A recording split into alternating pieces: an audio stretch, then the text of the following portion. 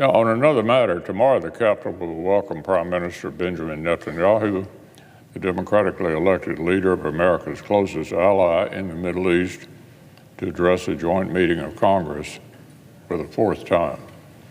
It's a pivotal moment for the U.S.-Israel alliance and for Israel's war against savage Iran-backed terrorists.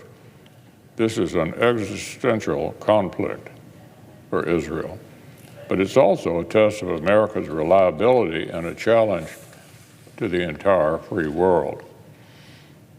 I look forward to hearing Prime Minister's remarks. Unfortunately, some of the leaders who could learn the most from the experience of the battle-tested, duly elected leader of a foreign democracy apparently will not be among us. The Vice President, who traditionally presides over joint sessions of Congress, apparently can't spare the time to demonstrate even symbolic support for the only democracy in the Middle East. Of course, Israel deserves more than symbolism. It deserves the time, space, and material support to guarantee its security and defeat the terrorists who started this war. But no matter how many times I say it, no matter how many of our colleagues affirm Israel's right to exist, no matter how sternly the President insists that his commitment to Israel is ironclad, America's actions actually speak otherwise. The administration's policy toward Israel has often compounded the challenges our ally faces. It has withheld critical military assistance and tried to micromanage Israel's military operations. Washington Democrats have struggled to forcefully condemn the scourge of anti-Semitism and terrorist sympathy running rampant across university campuses and throughout the American left.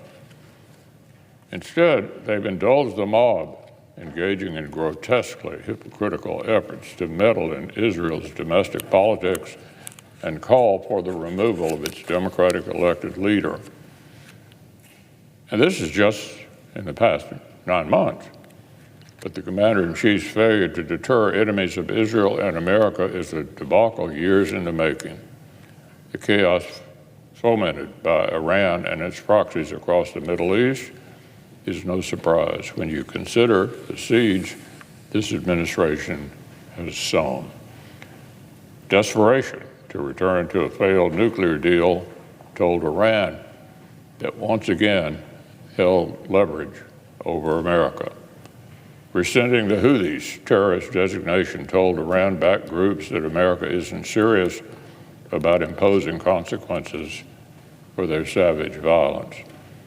A humiliating withdrawal from Afghanistan invited allies and adversaries alike to question America's competence and America's resolve. Failure to respond decisively to Iran-backed strikes against American personnel, interests, and partners across the region told the world's most active state sponsor of terror that the world's only superpower was unwilling to act like one. Today, America and our partners are reaping the consequences of the Biden administration's weakness. This weekend's deadly strike in Tel Aviv was the latest in more than 200 Houthi attacks on Israeli soil since October 7th. It is merely a coincidence that this attack landed just yards from a U.S. diplomatic facility. The same terrorists are holding global commerce hostage in the Red Sea and happily trading $1,000 drones for $1 million U.S. Navy interceptors. They've concluded correctly, it seems that waging war on America and our interests is a low-cost proposition. And this isn't the calculus of some autonomous terrorists. We're talking about a campaign coordinated by the master terrorists in Tehran. As one Hezbollah field commander told a reporter recently, quote, "The Iranians want us to escalate, so we are escalating. The Iranians control every bullet we have." The sworn enemies of the great Satan and the little Satan are emboldened. They're wreaking havoc on America and Israel for pennies on the dollar. And they're working with Russia, China, and North Korea to challenge the American-led order all around the world. Just as core U.S. interests are at stake in Russia's war against Ukraine, they're at stake in the Middle East as well.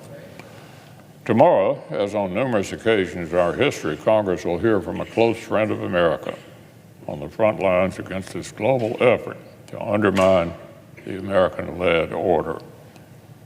Prime Minister Netanyahu deserves our attention, and Israel deserves a friend that lives up to the name.